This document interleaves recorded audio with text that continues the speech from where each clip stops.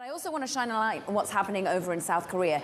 Key stocks there from the technology perspective.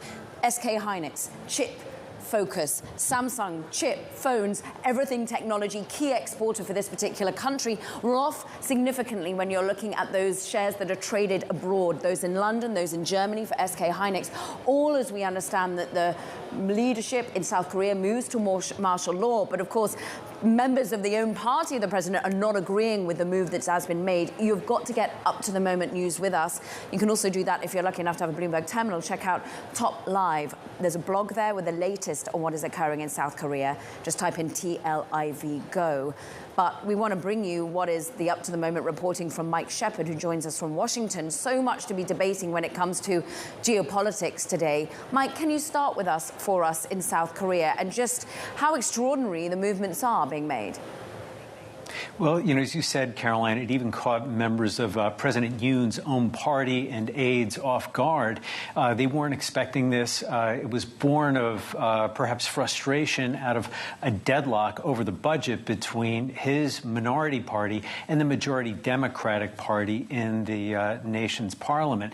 And that standoff really has bubbled over into the country's first declaration of martial law in 44 years. But it's uncertain where things are going from here. Troops are reported to be in the National Assembly building, and some members of parliament may be moving to try to block this. They have the authority to do so, but they need a majority present, which would be at least 150 lawmakers.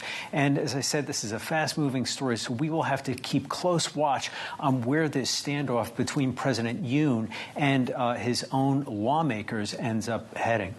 We have actually got breaking news saying that the South Korean parliament has passed a request of the martial law to be lifted, and they say that South Korean lawmakers are going to vote on the martial law lift. Noting, as you say, and according to the latest blog, that dozens of lawmakers, Mike, have managed to enter the main hall of the National Assembly, according to footage of KBS locally there, and they need, as you say, 150 lawmakers to be present from a constitutional perspective. This does have an effect on liquidity. We know that they've made a move to ensure that liquidity is there for the markets, but we think from a technology perspective of Samsung, of SK Hynix, and of these companies that are currently worrying about the new US administration and what that means for tariffs and their own exports falling. There is so much happening for these companies right now between the U.S. chip export curbs announced yesterday, and then the cross currents with the incoming administration, where the relationship between South Korea and the U.S. and all the rest of the world, with the president-elect threatening tariffs on imports to the U.S.